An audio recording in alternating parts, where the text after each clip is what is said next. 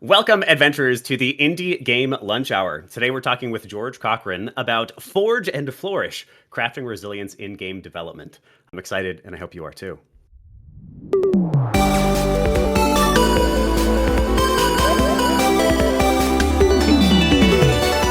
The Indie Game Lunch Hour.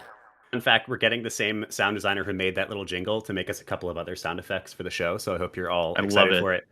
Amazing.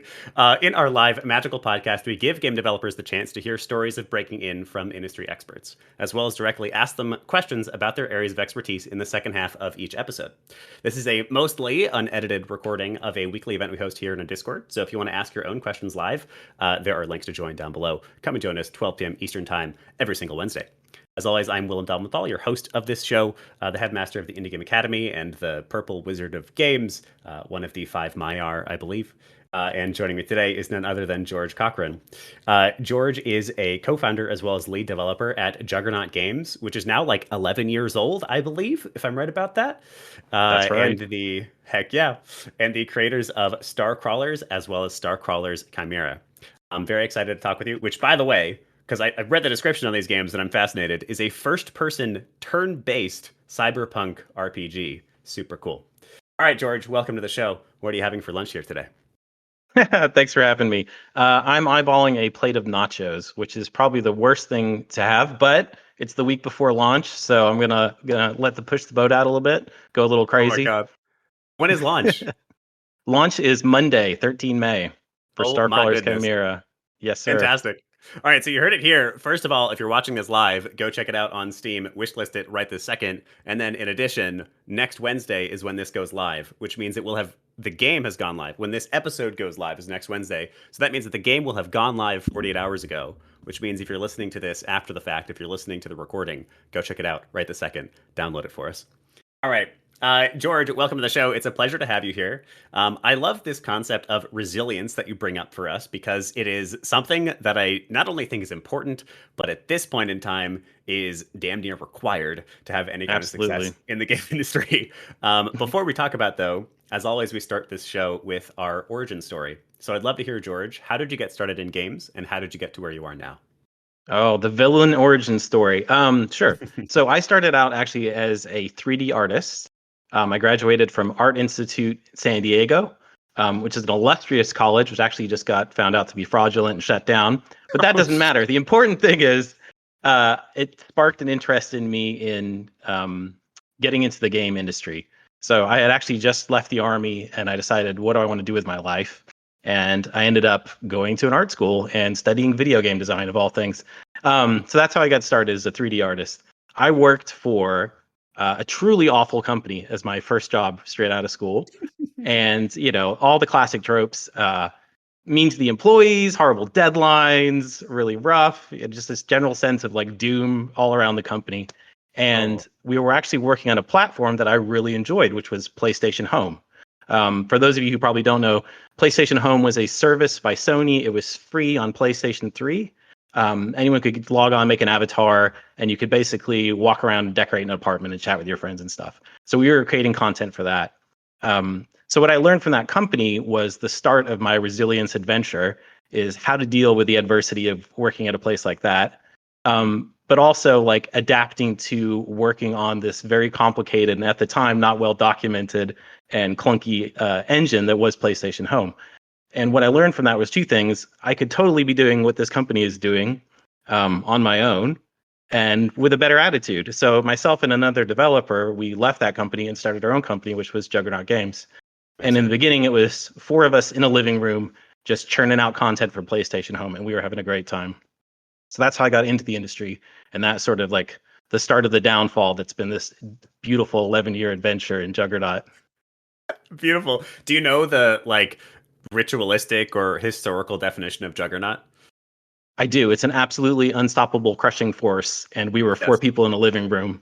And our computers kept shutting down because it was too hot. And we were, just getting really stressed out. And it was great. We were having a good time. That's awesome. Yeah, the what I've heard is that it's also used to be like religious idols that would roll and people would prostrate themselves in front of it and potentially get To crushed get by crushed this by the thing. Juggernaut. Yeah, we Yeah, are not, in yeah. fact, a religious idol. So, Maybe one day. No, that's maybe. Never no, mind. Let's not hopefully even not. joke. Yeah. That's a Well, whole that's nother really cool. topic. Yeah, definitely. We can talk about that next time when we bring you back for the infamous return. Awesome. So I'm curious about that very first job. Despite the fact that it was terrible, it sounds Sure. like very much it was a gateway to doing what you're doing now and financially supporting yourselves through Juggernaut Games. So I'm curious. Give me a little bit more detail. How did you land that very first job? How did that go for you? Well, I was a pretty good student in school. I think a lot of people in the game design, they got into it and they didn't really know what they were doing or what they wanted to do. They just knew they wanted to be in games, which I think is a lot of how some for-profit colleges, can rope people in by saying, "Yeah, we can teach you game design." When it's a lot harder than just being like, "Listen to these classes and do these things." So I did on my own a lot of, exploring outside, learning on YouTube, learning tutorials and things like that. So I really, as much as I could, I pushed myself. So when I applied for the job, I felt pretty confident about it. And then what I ended up making was this super low poly stuff that I was way overqualified for at the time, which was cool because I was just happy to have a job in the industry. And then the cracks started to show in the company, and I was like, oh, wait a second, maybe I shouldn't be here. This is not a great place. But I think really the thing that I learned from that was, applying yourself in school is important, but also taking the extra step, not just meeting the homework requirements, not just going to class and, doing your requirements, but really taking it beyond if you're serious about it and dive in and learn stuff. And Yeah. that sort of really sparked in me a love for learning different disciplines, learning programming, animation, sound. They're all important. They all work together. Yeah, that's awesome. Yeah, it's like an unfortunate reality in some ways that I believe at this point in time, for you to be successful as an indie or really just a game dev in general, there needs to be some amount of like financially supporting yourselves regularly and then additional work on top. And I think that that's true. Absolutely. Yeah, that's true back in school as well. I was very similar. I was just focusing on my schoolwork as much as possible, but in addition, I was always building something, whether that was portfolio pieces or actually shots at trying to make some kind of money. Not that that went super well for me until after school. Yeah, um, and there are people who are really frustrated by that. I totally get it. If only this industry was a little bit more friendly. That's what we're trying to do here. sure. But at the same time, it makes a lot of sense to me. Like when people are resistant to actually building games, I'm completely Hmm. baffled by that mentality. We're here to make Yeah. games. If you don't have the opportunity to make games professionally for somebody else, I'm kind of confused why you aren't making games yourself right now. Hmm. Yeah. Like if you I want mean, to make and games, that's nothing's stopping a you. big part of yeah, exactly. And that's a big part of my resilience journey is, you know, uh, if you're just showing up to work and you're just clocking in and doing your job, then you're not really pushing yourself. And Mhm. on the side, you've got to be pushing yourself. I mean, it's just the state of the industry right now, especially is if you're not Yeah. always pushing on yourself and innovating on yourself, then you're going to flounder. And it's brutal right now. It's crazy. Yeah, it really is. I dream of an industry where that's not required because frankly, like Absolutely. work-life balance is important, and I think we're way past a healthy mark as an industry at this point in time. Hmm. Um, but the only way we change it is by becoming members of it and then influencing it over time. Yeah, Um, absolutely. yeah, I love that. All right, so let's talk about Juggernaut a little bit and Star Crawlers. So I'd Yeah. love. Why don't we actually let's just start with the blanket? Like, give me the pitch. What is this thing? What is Starcrawlers or Starcrawlers Yeah, Chimera? Because these are absolutely like an apple and an orange. They're two different things. give me the saga then. A little bit of both. Sure. So Starcrawlers actually came out of a really big resilience lesson. It's funny you should mention that. So we were working in PlayStation Home, happy, loving it, creating stuff. And then Sony does the rug pull and they say, we're going to pull the rug on PlayStation. It'll be down in a month. And we were like, oh, this is our livelihood. And at this point, we're supporting a team of 8, we're all happy with it. Um, so resilience is adapting to change. And that was a massive change. We had to go from everything, this knowledge base, this team we had built that was working so smoothly, generating content for home and having a good time. We had to switch gears and suddenly do something else. At the time, Kickstarter and indies were kicking off, and it was becoming more of a thing to kickstart indie games. So we were like, why don't we do a standalone game? And one of the co-founders came up with this idea. He's like, well, let's do a tablet game where you're doing a dungeon crawler and we're going to swipe to move and tap on enemies and do these abilities and things. And we're like, this is great. That's a great idea. We had no idea how to build a standalone PC title at that point. We were not standalone PC developers at all, but we We're had to wading into the unknown together. exactly get good really quick. So, Yeah. and we didn't get good really quick. We got good slowly over time by doing a lot of failing. So that's how Starcrawler started. We had to rapidly come up with something. So we put together this idea, and the more we talked about it, and the more it evolved, we have a really flat structure at Juggernaut. Everybody's allowed to share their ideas and talk equally about what they want to do or what they think about things. It really came to shape up. All of us agreed, hey, this could be something. This could really be something.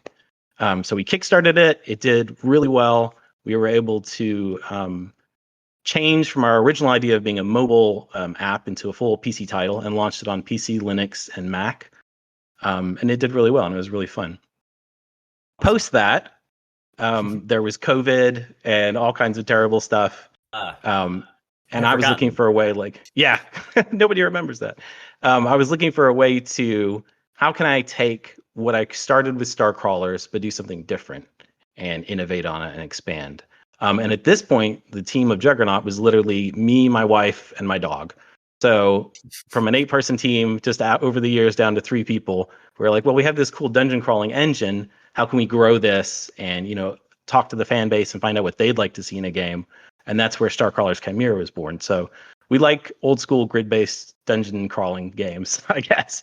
So that's what Chimera is, but it has a much more of a focus on, it's been called like a 3D Dreadbore. So you're building a character out of a bunch of different skill trees. It's kind of crazy and zany, and you're like fighting your way through this giant building to find Dr. Cerberus. Nice. That's really interesting. So what I'm very curious about, because I have not played the game, but I have watched some of the videos.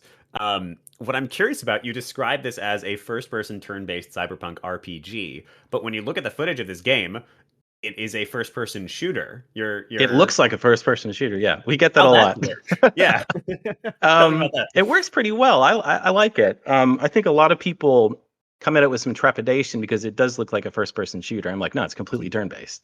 You can shoot somebody and then go make a sandwich and then come back and then take your turn again. So the way it works is really simply when the player takes an action, then immediately after that, all the enemies take their action. And then you have some ways to interrupt that game flow, like you have instants that don't use up your turn and things that play out over multiple turns. But yeah, it can be as fast-paced or as slow as you want. And what I've discovered through our playtesting with our really awesome Discord community is that a lot of players play on the hardcore difficulty. They go very slowly. So they're literally thinking about every action, every movement, every attack. And then people playing it on like standard or our cool 2020 mode where you can just go in there and kick ass. They play it really fast, like a first-person shooter. So that's fascinating. I'm getting like Super Hot meets XCOM meets Cyberpunk 2077 or we have along all the those games lines. in one, just a whole bunch of hyphens, and yeah, it's a Anything monster. you I want, love we it. got you. Yeah, That's we awesome. got you. Very cool. So here's something I'm curious about, or just want to talk about a little bit more. It sounds like when you started Juggernaut, the way that you financially supported yourself, or actually here's a first question. If you are comfortable answering this, were you financially supporting yourselves in its entirely from Juggernaut? Yes, but what we did is take out a egregiously huge loan to start the company. We did get some help from the Small Business Administration. We had to put together the pitch, the plan, have a good business plan, and I gotta say, I don't think they really knew what we were trying to do because they were like, "You're a game developer? What?" We were like, "Yes, we are. We are a small business of 4 people, and we would very much like to borrow some money." And we did, and we used that money really well. We hired an amazing environment prop artist, Tony Galindo, who's gone on to amazing things post Juggernaut. We had a technical artist, Lee Metza, who works at Turtle Rock Studios now. And with that little tiny team and a producer who was like just herding these cats, we started contracting with Sony. And so right away, we were able to say, hey, we've produced stuff in home. We can make stuff for you, and we can do it cheaper and faster than the other guys. So that was our in. And from there, we quickly were able to support ourselves just from the income from Juggernaut. Wow. Yeah, that's something that I've heard from a lot of the studios that we wind up interviewing on this show. A lot of them start with some kind of like really practical way of making money. Most of them that are successful, or at least many of them that are successful, didn't start with some crazy hit. That's because we love to talk about the hits, we love to talk about our Stardew Valleys, but in reality, they are less than 1% of all games. You know, they're Absolutely. less Yeah. than a tenth of a percent of all games. It's incredibly unlikely for that to happen to you, and so you can't bet on it happening. So the majority of the studios that we talk to on this show who have survived like 5+ years or 10+years, like your own, started by just doing something super practical. We like Yep. localized games, or we, brought games from one platform to another, or in your case, we were building content for a larger organization for a long time before we ever tried building our own IP. And that's Exactly. maybe a lesson to take away. I'm curious what you think about that for others who are considering starting their own studios. Yeah, absolutely. I mean, I think that the number one thing is if you can't keep the lights on, you can't make that hit game.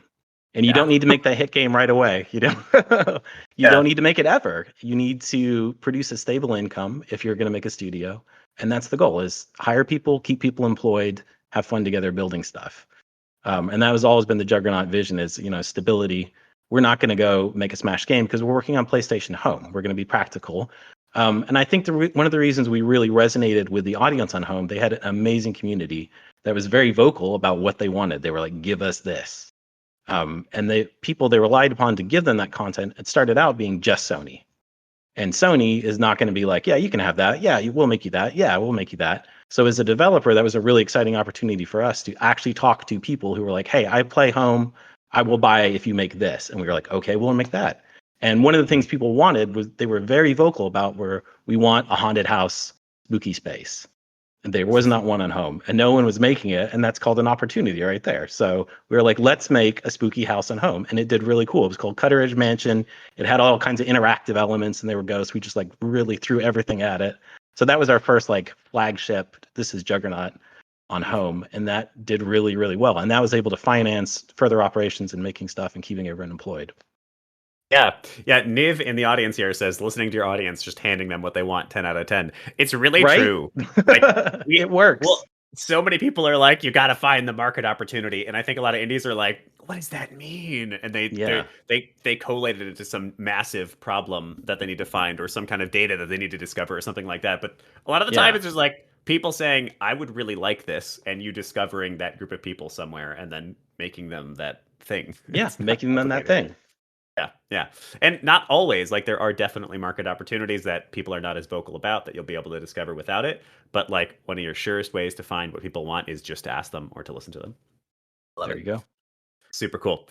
Here's another question for you. I have come to believe from this show and from other conversations that in general, B2B, business to business, is easier than B2C, business to consumer. Basically, it's easier to sell something to an established organization than it is to sell to a end user, a player. And that's part of the reason it's a lot easier to start by doing like contract labor or something like that, rather than building your own Absolutely. IP for a user base. Do you agree with that? 100%. There would be no Juggernaut if we did not start out solely doing B2B. Mhm. We came to Sony and said, what contracts do you have? We're hungry. Put us to work. And they were like, oh, we need somebody to make this. So that's how it started. We cranked out Christmas items for them, I think. And we were like, we're going to 100% this thing. This is our first contract. We're going to absolutely smash it. Totally over delivered on it. They asked for 10 items. We sent them 20. They didn't use the other 10. But, we were like, we're going for it. And that started, I think, a really cool relationship with them because we reached a point where we could say, hey, Sony, instead of just you need us to make this for you, we'd like to make this for you. So we would write draft proposals for them for like, here's original content that is not going to have our name on it. It's going to be yours. And they were like, this is great. Yeah, we'll absolutely do this. And that B2B enabled us to then turn around and do our Cutteridge Mansion and do our custom spaces with all our crazy content that we wanted to do in it because we had that stability from the business relationship. I love that. Yeah. When I first got started in games, I was working at Lumosity, the brain training game company. And I remember for the first couple of years, I was kind of pissy. I was a little pissy junior about none of the games that I worked on were my original idea, Yep. which may be a bit, which I've heard from other people, but also maybe a bit unique to Lumosity because we cranked out tons of very small games. So there were new games Hmm. happening all the time, which meant like, why aren't any of these mine? But what I think I've eventually learned, and I would urge to everybody else, is you will mostly work on, air quotes here, other people's ideas. And the beauty of games is figuring out how to impart your soul onto a group collective project. So in this case, you're building, even at the very beginning there, you're building a direct request, you're building a direct contract. So it's air quotes again, not your idea, but you got to deliver something that made you, that still that you got to put yourself into that request. And then as you built trust with that client as well, you got to have a little bit more control and a little bit more autonomy over time. Yeah, absolutely, and that's a really good lesson to take away. I think that a lot of people get into games. I mean, most everyone gets into games because they have ideas. They have things that they'd like to play or they'd like to create, and it takes time before I think you can find yourself in a position to realize that. But like you said, it's a great point. You're going to start out working for other people, which is not a bad thing because at that point you're learning, and you should totally be in that learning mode of like, okay, teach me everything. I want to learn everything. I want to make your stupid game. I'll admit when I started as a junior 3D artist in PlayStation Home, I was like, this is goofy. I was like, who is paying for this stuff? Who cares? Who cares? But I got my paycheck and I was happy to do it. But the more I got into it, the more I started to understand is that the community in PlayStation Home was awesome.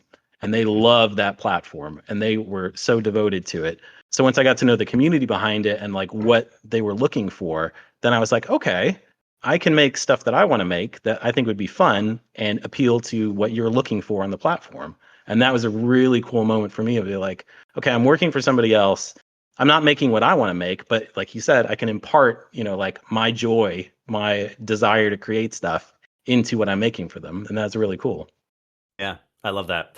Yeah, it's really easy to get a little bit lost, but ultimately, like that's what makes things wonderful. It is the collaboration of game development that makes things wonderful, and each individual contributor's joy that like shines through at the end that you wind up feeling in the end product. 80. It's maybe another good point you mentioned. Like this is goofy. Like this is not something I would play. That's something that I feel like 80%. You're going to say about 80% of your projects.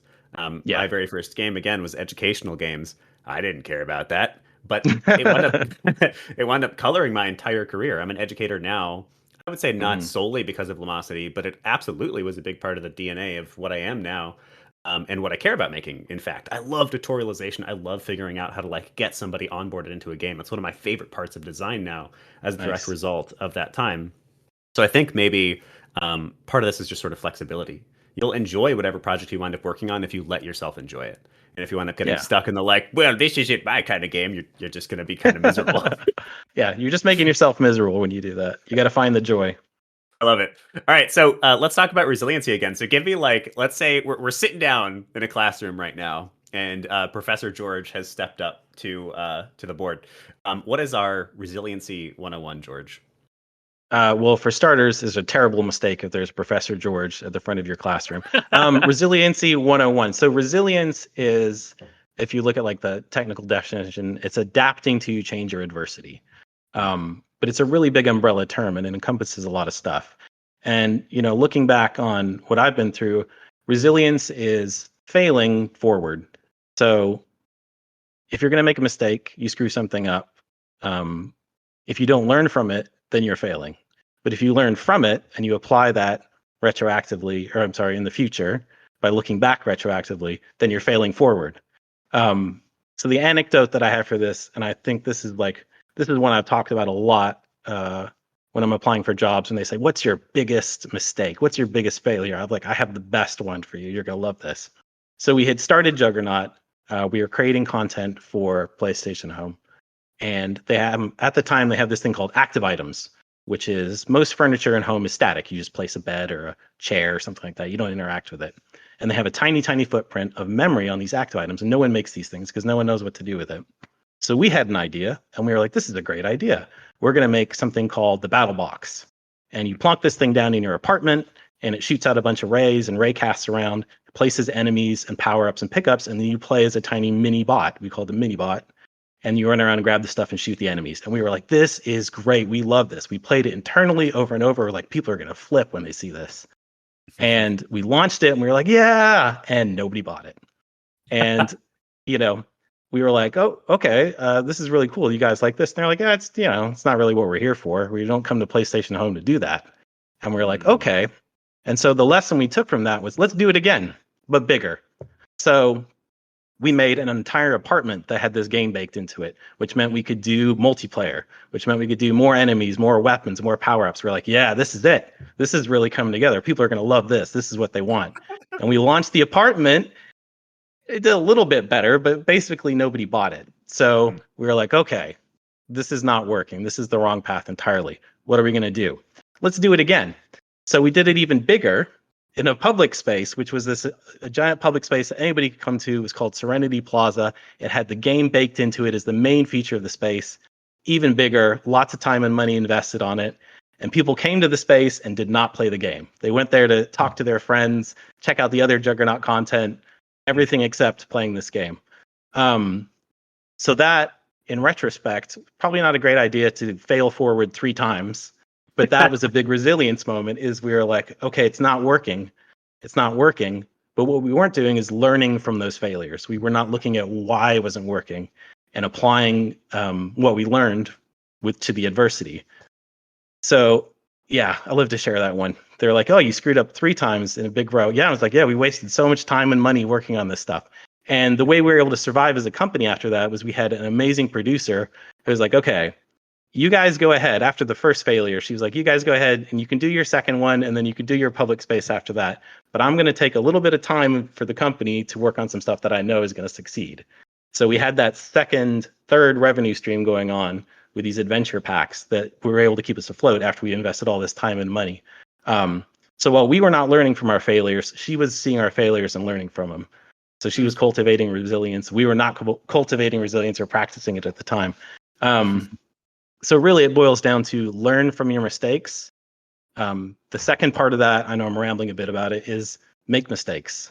So I think what a lot of people don't do and are afraid to do, especially when you're starting the industry, is show people your work. Ask questions, look stupid. Do it. Get out there and fail, because the only way you learn is if you fail. I meet so many indie devs that are like, oh, I'm working on this thing. I think it's really cool, but I'm not ready to show it yet. I'm like, show it. Absolutely show it. Just the other day, a fellow developer showed me this project that they're working on. They're like, I'm not going to show it. I'm like, how long have you been working on it? They're like, oh, a long time now, but it's not ready. It's not ready yet. And they have this fully developed, beautiful game that they're not showing anybody. I'm like, why are you not showing them? They're like, it's not ready yet. It is ready. You need to show it to people and get some feedback on it. And I think that a reason is obviously a lot of people are afraid of getting knocked down. Like, people don't want to show art they're still working on. You don't want to share music that you're still working on, or a prototype, because you're worried that the feedback's going to be negative. That is the best kind of feedback. So as long as the person is being honest, even if they're being brutal and they're giving you good feedback, that is a learning experience. And that is going to enable you to build resilience by listening to what they're saying, applying it to what you're working on. If you show someone something and it's perfect and they say, oh, this looks amazing, good job, that's always nice to hear. But what are you learning from that? Right? Yeah. You want to hear, it's cool, but have you considered this? Or did you think about maybe changing this way? And you don't have to accept what they're saying, but you should always look for that critical, good feedback where people are challenging what you're working on, giving you a hard time about it. That's amazing. It's funny that you say, like, oh, I feel like I'm rambling now. That was all such good stuff. I'm curious, George. I have a God that I believe in, that I'm curious if you believe in too. And this God is named iteration. Yes. I worship iteration day in, day out. Every day, every aspect of my life, game development, physical health, career growth, like it is, you will never be perfect. There's a wonderful Guy Kawasaki quote that I throw at my students all the time that all of you need to hear again, apparently. And that is, if you're not embarrassed by what you're showing, you've waited too long to show it. Exactly. That's beautiful. Absolutely. It's huge. It really is such a huge part of game development specifically. Iteration is at the core of what we do. I worked at a company a little while ago that was very like tech minded, and they wanted everything perfectly designed before we built anything. And I didn't have the confidence yet as the designer to be like, this is not the way to make anything wonderful. Like, we're not going to design something wonderful until players are playing this. And that's the truth of game development, like, period. No designer is going to have wonderful design right off the bat. No developer is going to build something wonderful right off the bat. You got to start putting it in players' hands as soon as you can. You got a prototype? Yes. Great. You got 3 lines on a piece of paper that you kind of scribbled in a fugue state late at night? Great. Go show that to somebody. It's ready. it's ready. Start getting people involved as soon as possible, and ideally start getting actual like clientele involved as soon as possible. The Hmm. very fact of iteration will wind up sort of telling you who those people are, even if you don't quite know yet. But yeah, show it to real people who may buy this game, and those the Gwen effect again. Was a student of ours who told us we needed to be more critical in our feedback. Um, it is important. All feedback is good feedback. It is important to be told that what you're making sucks because that's how we Yes. make it better. It's okay. It's all a success. Yes, I failed. I'll be better next time.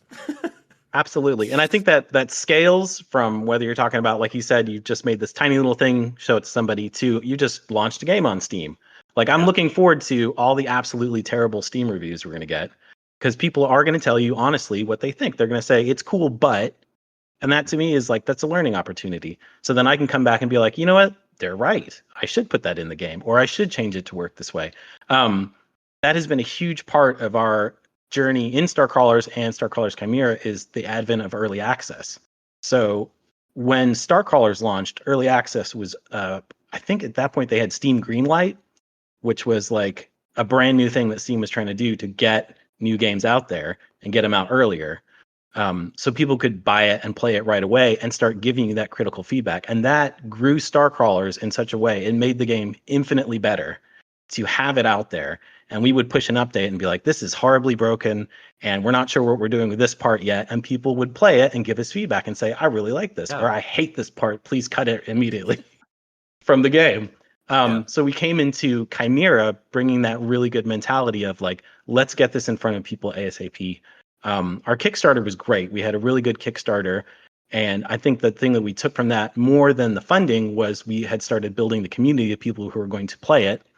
We're interested in the game and we're going to give you that brutally honest feedback of, you know, this works. I love it. I hate this. Please change it.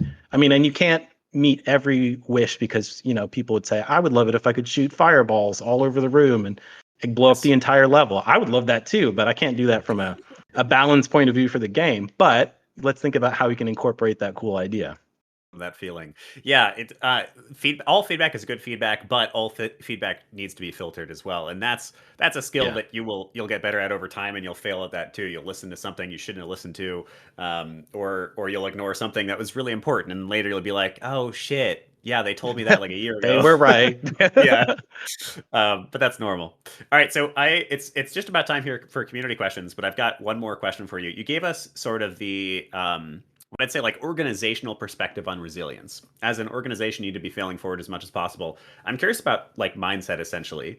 How do you, as an individual, set yourself up to be able to handle the failures, to be able to handle periods where you're not getting paid enough, to be able to handle layoffs and all of that stuff? How do you build Yeah. resiliency internally? I think that, well, for me personally, it's about not doing game dev. Hmm. Knowing that outside of all the things that I want to happen for Juggernaut and for, you know, the game and what I'm working on, there's a whole life going on there outside, and that is infinitely more important. And that, like, for me, centers my resiliency because you can tell me my game sucks and you hate it.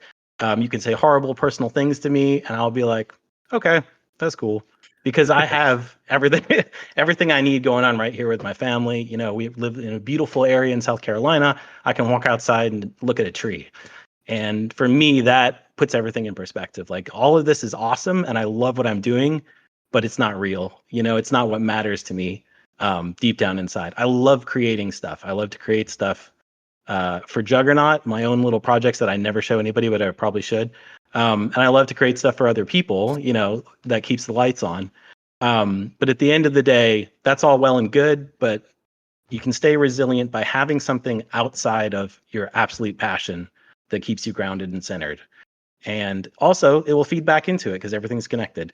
Um, my son frequently runs up in the middle, and I'm like, I'm trying to solve some naughty programming problem I've created for myself. And he'll be like, Dad, you should add this. And I'm like, this is really not the best time for this right now. And he's like, no, you should add green fireballs to the game. I'm like, okay, thank you. And then later on, I'll go think, you know what? He was right. I should add green fireballs to the game. Also, I need to step away from this computer and go spend some time with my son. So that for me is how I stay resilient personally. I love that. So what I got from that was trees are dope. Trees are dope and you should touch them. Yes, and I think there's also something to be said for, not tying your self-worth um entirely to your craft. Like we all want to have the mega hit, but odds of the numbers are where you're probably not going to have the mega hit, and that's okay. Yeah, Um, yeah, and honestly, any amount of game development is a success. I've said this in previous episodes before as well, but we at some point realized that we've always known that we have these two classification of people that we serve here at the Indie Game Academy, and that first person is people who want to run their own studios, that second person is people who want to work in games, but that there's a third classification that we only identified recently, which is people who just want to make games. It's like basically a hobby. You just want to enjoy making games. It doesn't need to be anything yeah, else. And that's maybe something that's important to say here too. Like, um, the dream might be, I want as many of you to successfully fund yourselves via making games as possible. But it is totally cool. It's still a success, air quotes, whatever that word even means, for exactly. you to just make games. Like if you're making games, you're making games, and that's awesome. There you go. I just like to create, I would like it to Yeah, do well, but I just like to make stuff. yeah, that's like the cherry on top. If you make a game, you've Yeah. made a game. If you make one person, delighted by this thing. Yeah, there you go. And that person might just be you, by the way. Oh, you had that. I wanted to mention. You said like I have all these projects that perhaps I should show people. But when I'm talking about like iterating and showing people as soon as possible, that's if you want these to be financially viable. It's totally cool to have projects that are like just for you and you don't feel like showing people. But if you expect them to do well, then you got to show it to people as soon as possible and Absolutely. relentlessly. Yeah. Yeah. Yeah. All right. We've Commercially got. viable and joyful Yeah. are two different things, I think, sometimes. Yeah, yeah. I once made a game way back in the day for one of my mentors at Lumosity. Right before he left, he moved back to India, and the game was like these cute little squares. Like imagine Thomas was alone, and Hmm. I added a bunch of air quotes here NPCs. They just had a single line of dialogue to this world, who were all of his coworkers, and so he could go like talk to his coworkers Uh-huh. and get little goodbye messages from them. That game went nowhere, but it absolutely delighted him, and it was like so wonderful to make that. I stayed up way too late multiple nights in a row to make that for him, and no money was Awesome. involved. Just made somebody smile. Yeah. Yeah, there you go. Yeah. All right. It is community question time. We've got Chris up on the stage with the first question about Star Crawlers. Chris, would you like to ask your question? Hi, I yeah, know it's a this guy. pleasure to meet both of you. So, I wanted to ask you, George, what made you get motivated the most on creating Star Crawlers and continuing the entire series after the first one? Sure. Well, little known fact about the original Starcrawlers is the person who came up with the entire idea for it had to quit the company almost right away after we launched into full production. So, what motivated me to get it going and fire it up was the sheer panic that I have to keep this team together for as long as possible, and I have to pay these people because they're working hard. Um, so it was kind of a panic creation moment, and before I found my footing in creating Star Crawlers and realizing what I was creating and who I was creating it for. Um, and we reached that sort of nirvana moment in Star Crawlers when all your systems are in place. You finally got everything running mostly smoothly, and then you get to actually make the game and create the content. And that is when I really found like the joy in what was Star Crawlers. It's just this zany game where you're playing all these megacorps against each other and doing these missions and making ridiculous choices, um, and all the fun dialogue that was in it. That came from a place of, okay, we're stable, the game works, now I can run with it and have some fun with it and create. Um, and then I wanted to take that same spirit into Chimera. Uh, I had an engine, unfortunately, that was in JavaScript at the time, Unity JavaScript. So it wasn't going to work anymore in the new Unity. So I had to figure out how can I port these core systems over to new Unity. So I rewrote a bunch of stuff in C Sharp. I wanted to keep the soul of Starcrawlers, the movement, the looking, that grid-based feel, turn-based action, and then just do something ridiculous with it. Which is how we were like, let's make it like Dungeons of Dreadmore, where we're building a bunch of different characters, a bunch of different skill trees, and then combining those into your character so you can be whatever you want to be. Um, and that was really like the joy in Chimera. And I actually just reached that point in development maybe a month ago where I was like, okay, the game is basically done. All the systems are in place. Now I can run with it and have some fun. And that's also when we started putting in a bunch of the backer created content, ridiculous enemies, completely overpowered items, crazy abilities, things like that. That's awesome. I love it's sort of a repetition of what we just spoke about earlier, where it didn't start as a love, but eventually it became your soulmate just after Yeah, working I on think it. there's a And lot of that in game development. You got to find the joy. definitely. Yeah, I totally agree. And I think it also takes time. Like one of the things that just like broke my heart in my recent career was I got laid off during some of the first rounds of layoffs in the industry, and I got laid off from Together Labs through the creators of ImView. And what I was working on there was called With Me, which is a friendship first metaverse.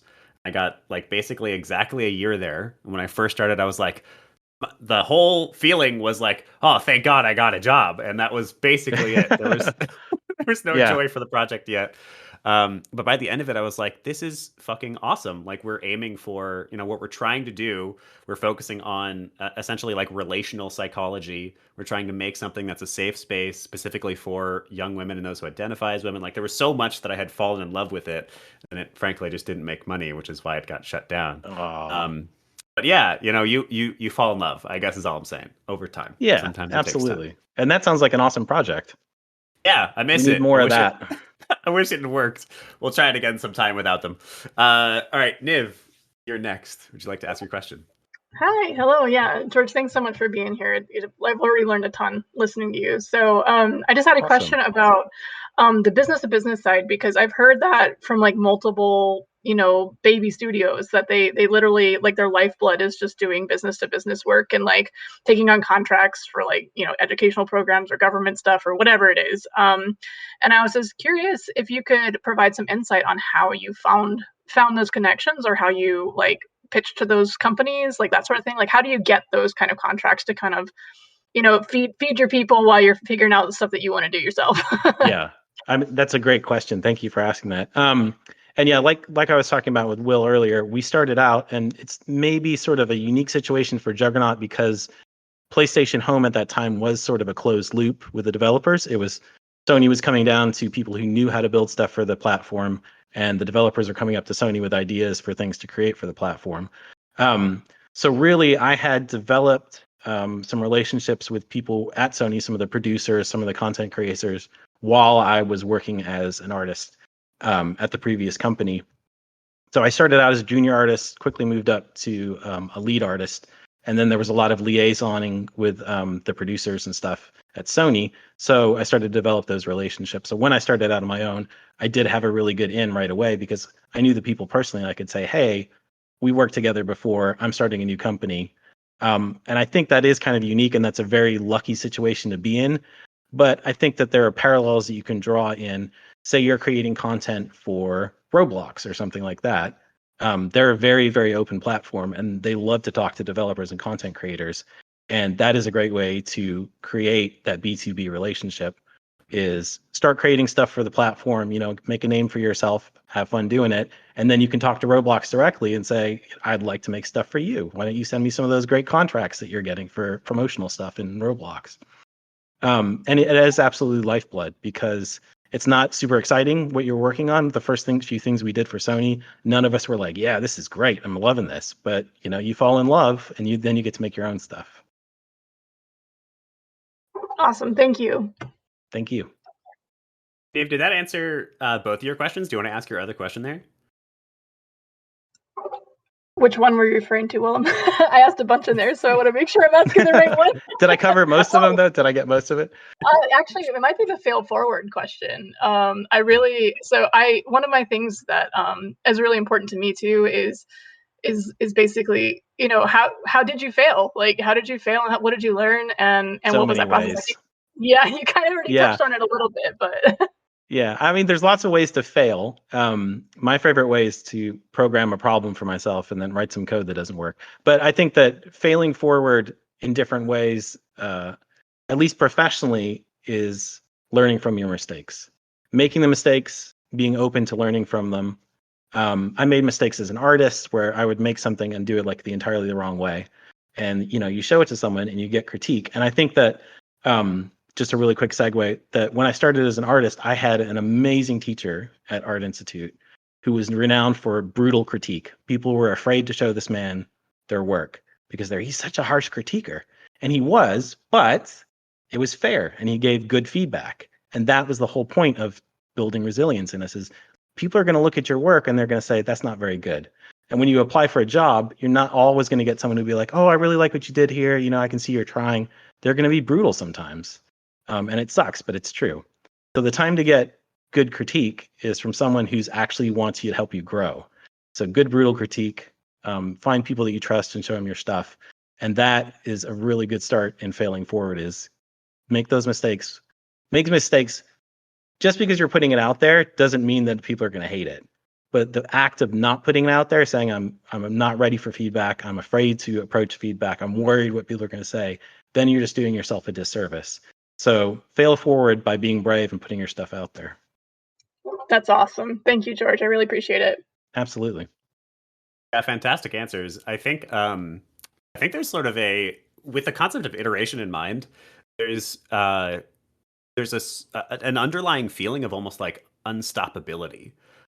Because if you're willing to iterate and you're willing to hear those harsh critiques, you're basically unstoppable. Your product might be terrible and you might build something awful and the next one might be awful. You made 3 in a row that weren't that good.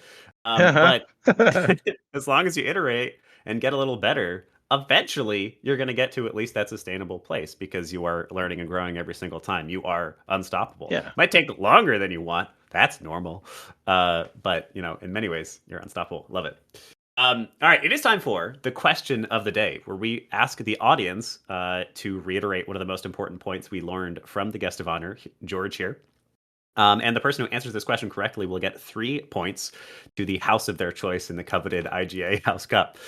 So my question is very simple. You should be able to get this one like right away. So get your fingers on the keyboard. The first person to type the correct answer gets the points.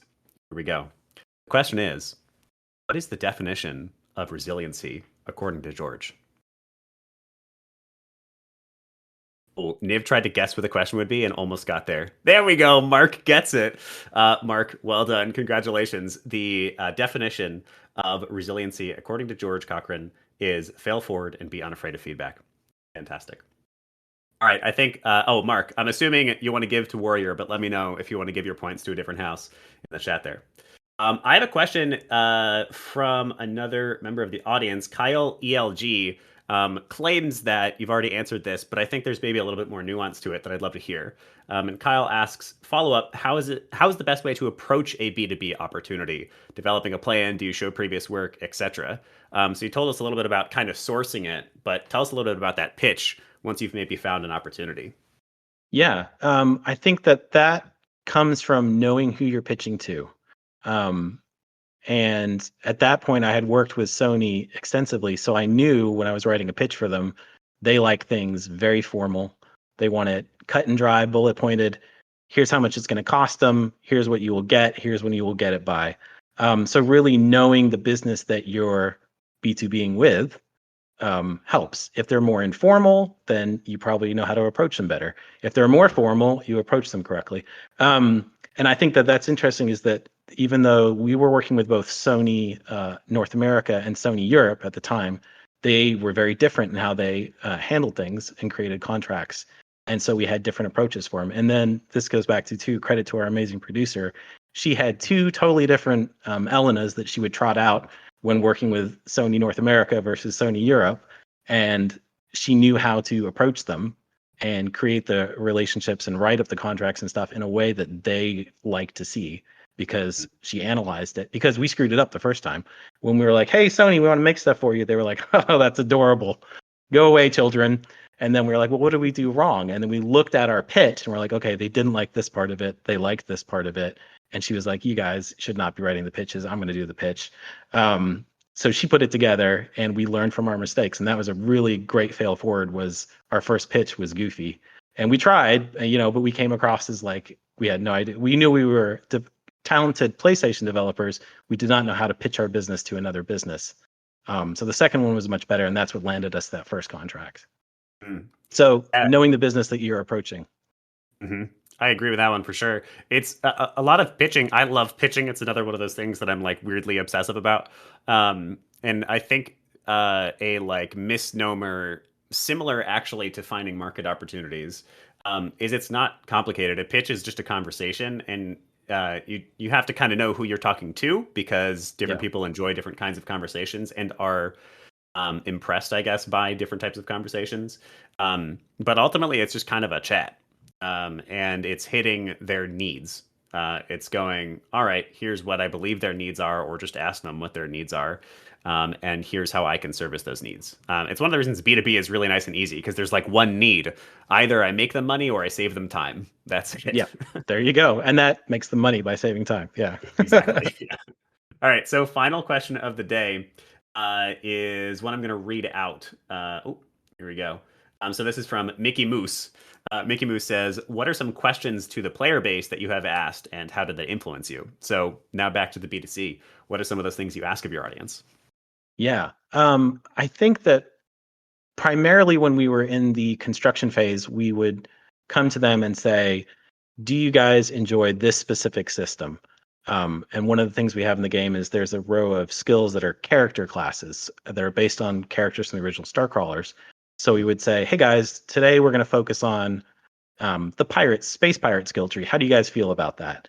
And sometimes people respond and sometimes they don't. And sometimes people are extremely vocal about it. And that helped us approach each system in a way that was like, let's see what the players think about this specifically, because we have questions about it. And that influenced the design of the trees so much. And then people would report cool things like, hey, I found this unstoppable combination. They just volunteer this. That if I put these skills together, I'm basically a juggernaut and I just go through and crush everything. And I'm playing it on hardcore and it's way too easy. And I'm loving it. I'm like, that's great. We're going to adjust that, but thank you for sharing that. And they weren't mad about it. So I think that really asking the players how they feel about the gameplay is the main thing. Because for us, the gameplay is king. If you're not enjoying that core loop of interacting with the game, you're doing it wrong. And that's on us to fix that. So we spent a lot of time asking them about like, how does it feel to use these different abilities? What's your favorite tree? What trees do you dislike? That core gameplay loop was the most important thing. So that's what we focused on. And that all comes from the core systems of the game. Yeah, you can. This sort of comes back to playtesting. I think there's actually a Bracky's video on YouTube about playtesting that I think is pretty strong. If you're curious about what that means, it just means user testing. And a lot of what you do in playtesting can be done in a broader way, just asking the audience in a broad way. There's also a concept called an empathy map that breaks down player behavior into 4 categories, which is, let's see if I can remember them all. What they say, what they do, how they feel, and then something else. Oh, what they think. And so you can tell that a lot of those you're not going to be able to get from them unless you're asking and communicating with them. And it also kind of just helps you branch out those questions. So what they feel is super important, but what they're thinking and not telling you is also super important. Remember that games are largely like asynchronous communication. So whatever they think is ultimately the game. That's what they experience, and that's what the game is. All right, we're at the end of the episode. This has been a really strong one. I've really enjoyed myself here today, George. Before we say goodbye, we on the show like to assign a piece of homework to the audience. This should be something that they can do in about an hour within the next week or so that can help them practice resiliency in this case, some of what we talked about here today. Yes. So what can we assign them, George? What do you think? This should be pretty straightforward. I think you all know it's coming. Get out there and fail by showing something that you think is not ready yet. If you're just getting into the industry, it doesn't matter what your discipline is, animator, musician, programmer, artist, show somebody your work. Preferably show it to somebody whose feedback you trust, and they're going to give you a brutal feedback. And get out there and hopefully fail. If you think it's not ready, that's the perfect time to show somebody what you're working on. Get out there and then apply their feedback and listen to it. There you go. If you're already established in the industry, you're in trouble. No, your homework, if you're already established in the industry, is think about what you're working on right now and how you can show it to people in a way that will help you fail forward. I love that. So I'm going to formalize this just a slight bit. So go and show a piece of work that you've already done to somebody, preferably somebody that you trust, and then write down the ways that you failed. Write down the weaknesses and then share that with us on LinkedIn, at us at Indie Game Academy, at George Cochran. And perhaps come, if that's a little bit too much for you, come share it here in the Discord. It's a very friendly place. Tell us how you failed. That's what I want to hear. All right, I love it. It is time for us to end the episode. George, is there any last wisdom you want to give to the audience or anything you want to plug here at the end? Obviously, Starcrawler's Chimera is launching on 13 May. I am very tired at this point, and I will probably be taking a long nap after launch day. But I'd love it if you guys check it out and let me know how I failed. Beautiful. All right. Go check out Starcrawler's Chimera if you're listening to this live. Go wishlist it. If you are listening to this as a recording, that means the game has already launched. Go download it. Download it for our sakes. Download it in gratitude to George for giving us this wonderful lesson. All right, George, thank you for your time. It has been wonderful. Thank you to everybody who asked questions, and thank you for everyone who for listening. If you enjoyed this episode, as always, we ask that you think of just one other person who could use George's wisdom, and you send this episode along to them for us. All right. Goodbye, everybody. Take care. Thanks all.